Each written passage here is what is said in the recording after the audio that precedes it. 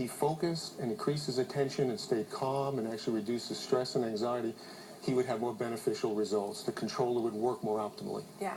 Why is this so useful, and why is it working so well?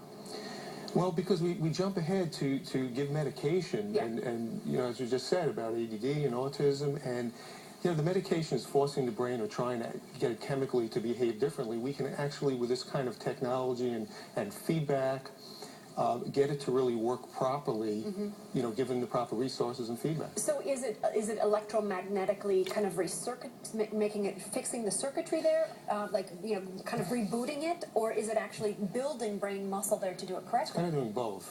You know, our brain is it's very dynamic. It's constantly changing, and when we're focusing in a meeting or in class, we need to produce enough fast activity called beta waves. We want our slower waves to reduce.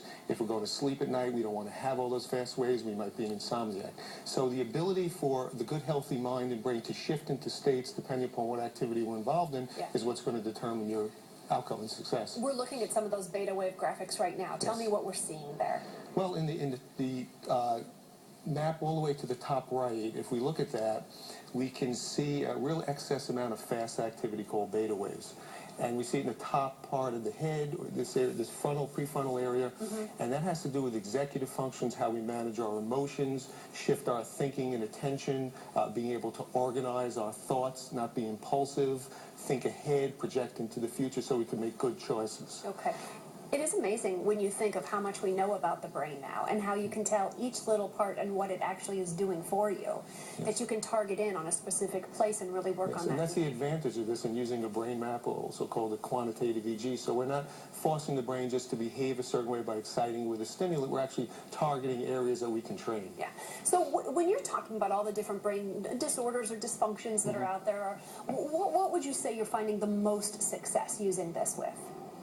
It's probably used more for ADD than anything else. However, it really affects your mood, learning problems, learning disabilities, autism, developmental delays, memory, because so much is tied into our nervous system and brain. So if we can condition that and we do it properly, we can get very good results in many ways. Okay, and how long treatment? What are we looking at here? How many times do you need to do this?